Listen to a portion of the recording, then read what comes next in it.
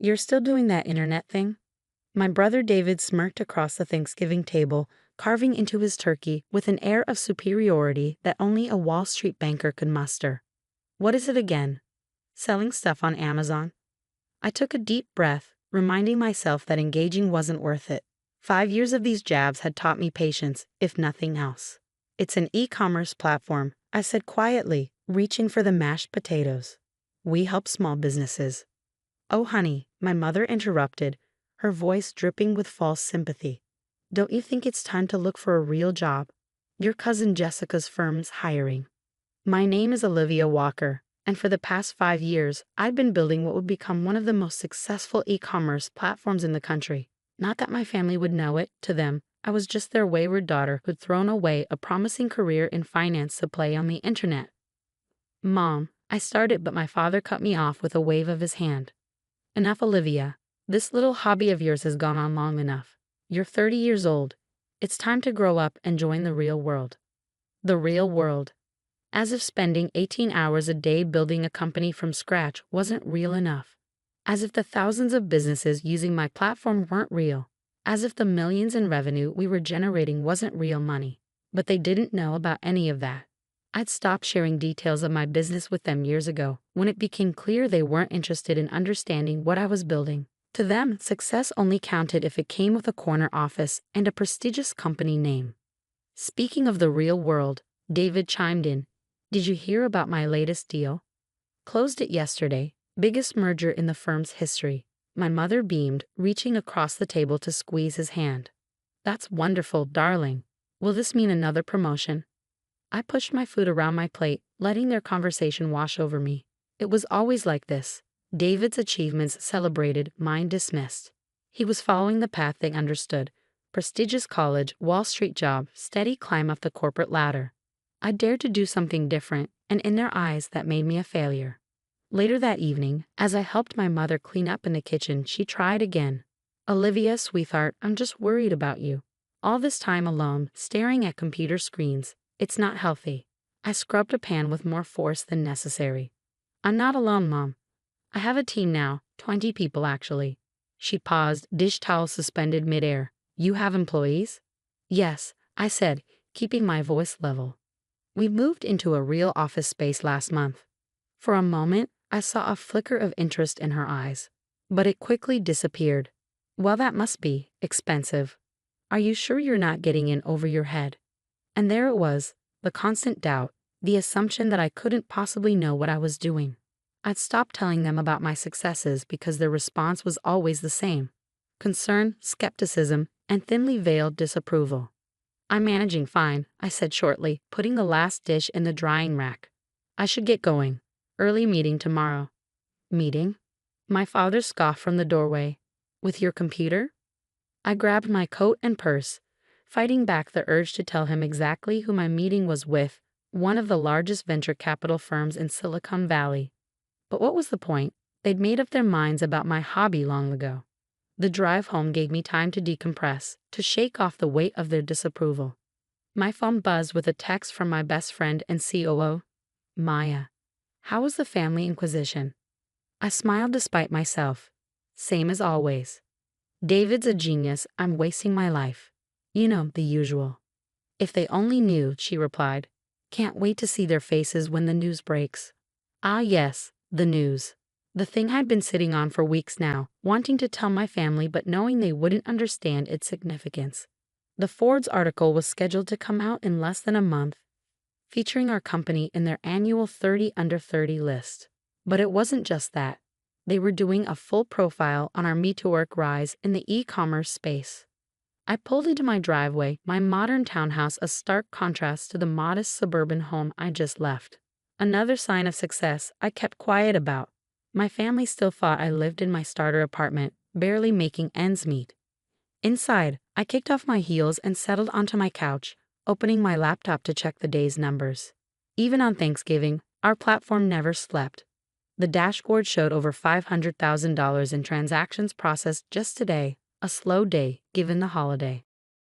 5 years ago, this had all been a dream. I was working 60-hour weeks at a prestigious financial firm, doing exactly what my parents wanted, and feeling completely unfulfilled.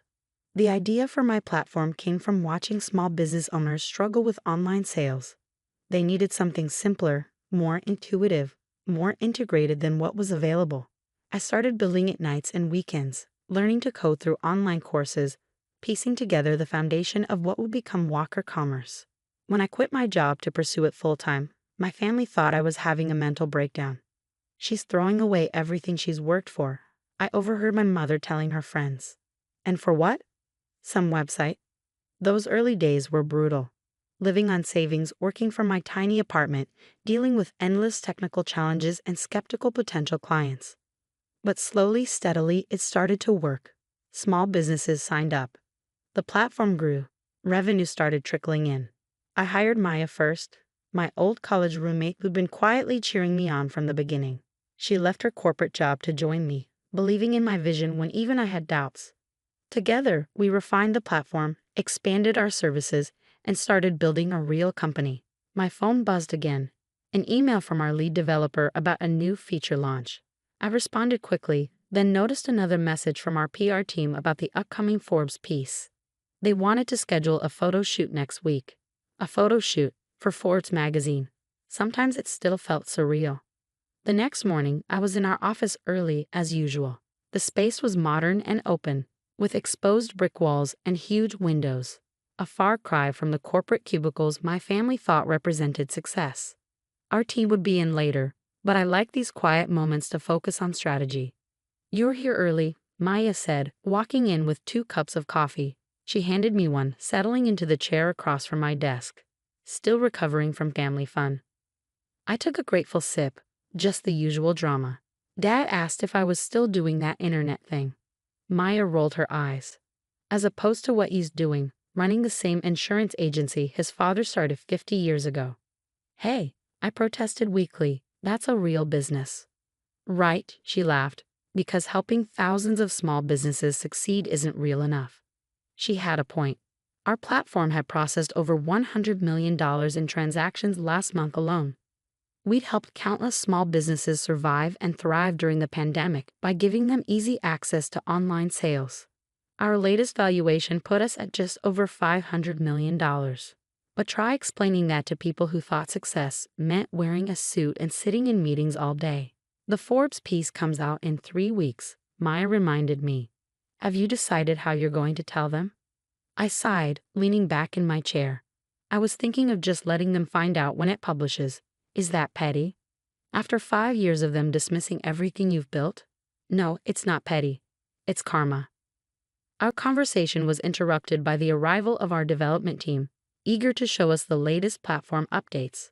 Soon the office was buzzing with activity. Designers collaborating on user interface improvements, customer service reps helping clients optimize their stores, marketing team members planning our next campaign. This was my real world. A thriving company built from nothing but an idea and relentless determination. Every person here believed in what we were doing, understood the vision I had from the beginning. Unlike my family, they didn't need to see my name in Forbes to know we were building something extraordinary. Later that afternoon, I had a video call with our newest board member, a veteran tech entrepreneur who'd invested in our latest funding round. "The numbers look fantastic," he said, reviewing our monthly report. "You've built something remarkable here, Olivia. Not many founders can scale this fast while maintaining such strong fundamentals." I smiled, remembering my father's dismissive comments about my little hobby. "Thank you," I said. "We're just getting started." Indeed, the Forbes piece should help with visibility. Have you thought about how this might change things? I had thought about it, probably more than I should have. The article wouldn't just announce our inclusion in the 30 under 30 list. It would detail our growth, our valuation, our impact on the e-commerce landscape.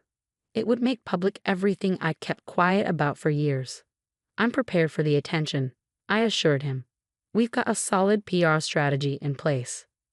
What I didn't say was that I was more concerned about my family's reaction than any public scrutiny. How would they handle learning that their failing daughter had built a $500 million company right under their noses? That evening, as I worked late in my office, my mother called. I almost let it go to voicemail, but guilt won out. "Hi, Mom." "Olivia, honey, I've been thinking about what we discussed yesterday, she began, her voice taking on that careful tone she used when she thought she was being helpful. Jessica's firm really would be perfect for you. They even offer great benefits. I pinched the bridge of my nose, staring at the multiple monitors on my desk displaying our platform's real-time analytics. Over 10,000 transactions have been processed just in the time since she'd started talking. Mom, I appreciate the thought, but I'm not looking for a job. My business is doing well. But is it stable? Do you have health insurance? A retirement plan? These are important things, Olivia. I thought about our comprehensive benefits package, the equity all our employees received, the 401 matching we'd implemented last year. But explaining any of that would just lead to more questions I wasn't ready to answer. I'm fine, Mom. Really. She sighed, that heavy, disappointed sound I'd grown so used to. I just don't understand why you won't consider other options. Your brother. I have to go, I interrupted. I have a call with our West Coast team. After hanging up, I sat in silence for a moment, looking around my office. The wall opposite my desk displayed our company values in bold letters: innovation, integrity, impact. Below them hung framed articles from various tech publications praising our platform's innovations. None of them meant anything to my family. They weren't from the Wall Street Journal or Financial Times, so they didn't count. Maya stuck her head in, waving a tablet. Final approval needed on the Forbes photo shoot location. They want to do it here in the office. Thoughts? I nodded. Makes sense. Just make sure they get shots of the team, not just me. This isn't a one-woman show. Speaking of the team, she said, settling into a chair, morale is through the roof since we announced the new equity distribution. People are excited about the growth. Our latest funding round had allowed us to increase everyone's equity stakes, something I was particularly proud of. Everyone who helped build this company deserved to share in its success. That's good, I said, then hesitated. Maya, am I being childish about my family? Should I just tell them everything? She considered this for a moment. Remember when you first started and they told you it was just a phase? That you'd come crawling back to your real job within 6 months? I nodded. And remember when you landed your first major client and they said it was just luck? That you couldn't build a sustainable business on the internet? Yes. And remember last Thanksgiving, when your brother literally patted you on the head and said maybe you could help him build a website for his dog's Instagram? I couldn't help but laugh at that memory. Okay, I get your point. They've had 5 years to take an interest in what you're building, to ask real questions, to understand why you believed in this so much. They chose not to. Let them find out with everyone else. She was right, of course. My family's dismissal of my work wasn't just about lack of understanding, it was about lack of respect. They decided early on that my path wasn't valid, that success only counted if it followed their predetermined script. Well, they were about to learn just how wrong they'd been. The morning the Forbes article was scheduled to go live, I sat in my office, staring at my phone. 3 weeks had passed since Thanksgiving, and my family remained blissfully unaware of what was coming. I declined their weekly dinner invitations, citing work commitments, which wasn't entirely untrue. Preparing for the publicity around the Forbes piece had kept us all busy. It's live, Maya announced, bursting into my office with her tablet. And it's, wow. I took the tablet from her, my heart racing as I read the headline. The Future of E-Commerce. How Olivia Walker Built a $500 million empire from her apartment. The article was everything our PR team had hoped for and more.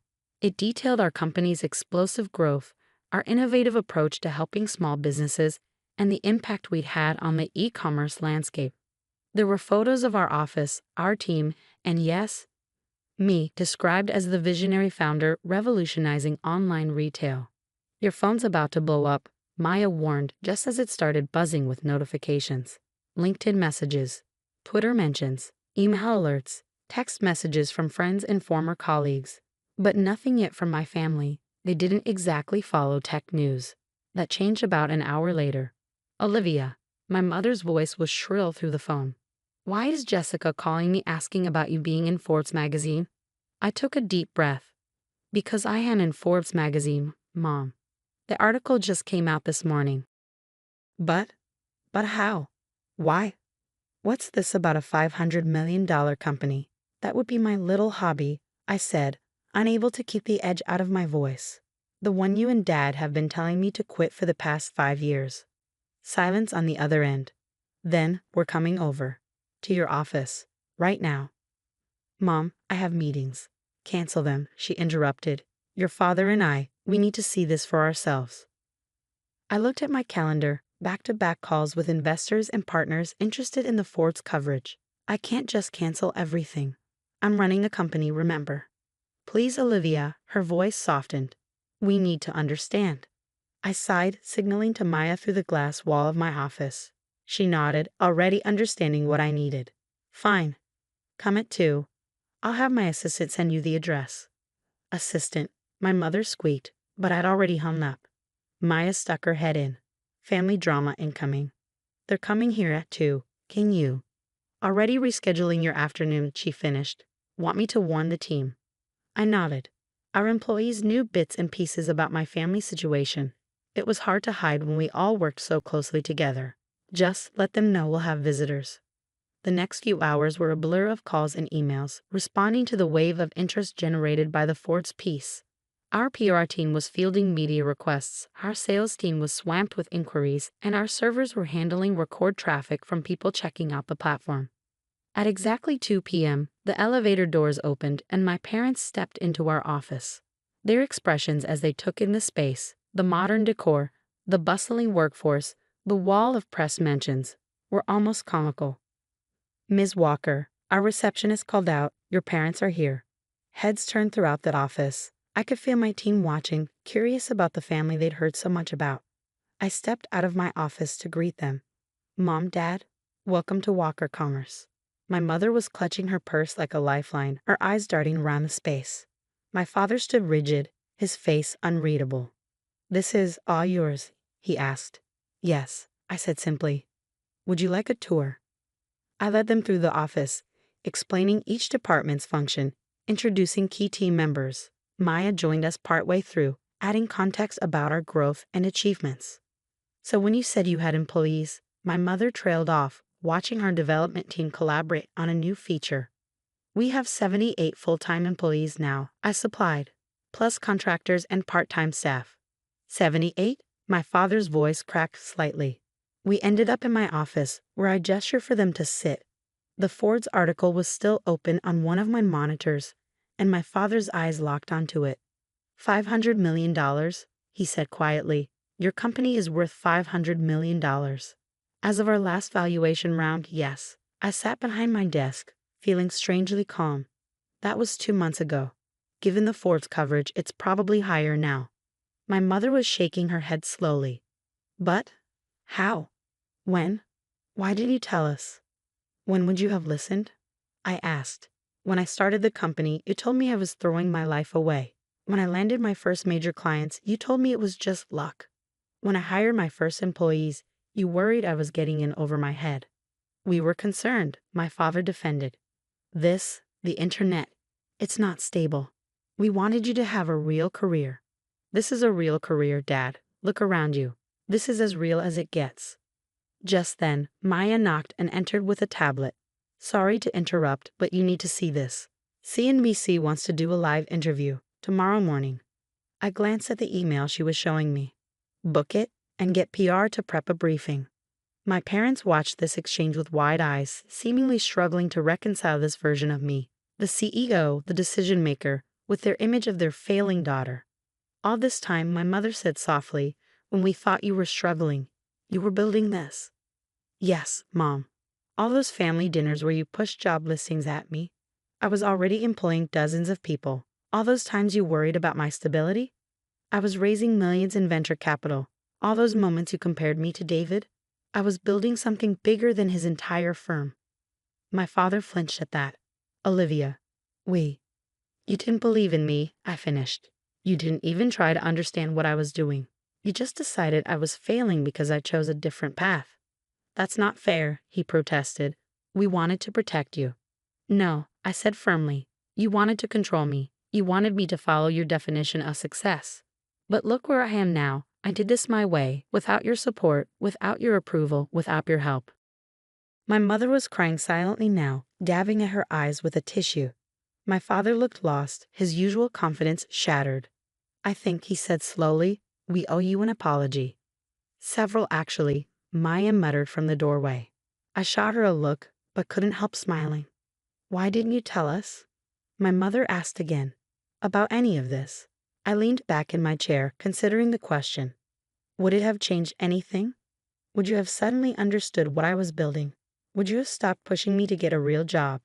They exchanged glances, unable to answer. That's what I thought, I said.